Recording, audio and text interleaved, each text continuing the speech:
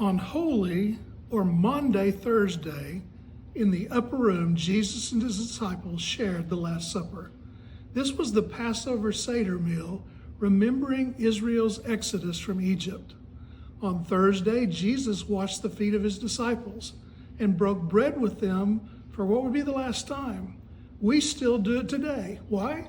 Because Jesus told us to. The bread and the wine represents the body and the blood of Christ to be broken and shed for the disciples and for all of us. During the meal, Jesus predicted his betrayal by one of them and Peter's denial. After the meal, the disciples accompanied Jesus to the Garden of Gethsemane, where Jesus prayed in agony these words, "Father, if you're willing, take this cup from me, yet not my will, but yours be done." An angel came to strengthen Jesus in the garden. There he taught his disciples and us what to do when we come to the end of our own strength and need God to help us to press on. The word Maundy is from the Latin root meaning commandment or mandate. So on that Thursday, Jesus gave his disciples a new commandment. And what was that new commandment?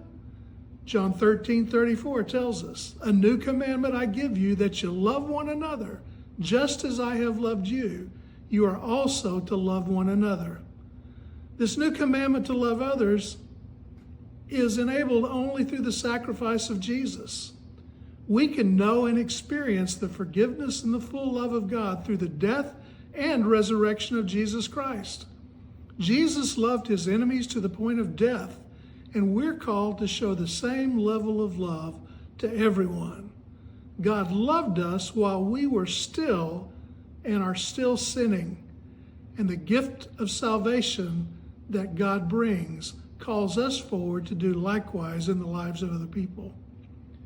As Jesus washed the feet of the disciples on that Maundy Thursday, he set in motion what would be completed on Easter Sunday. His sacrificial example calls for us to love as he loved us. So on Thursday, Jesus agonized over what to do about facing the cross.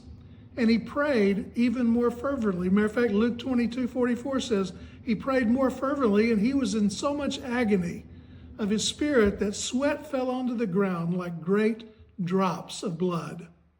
Join us tonight as we remember what Jesus did through our observance of the Lord's Supper.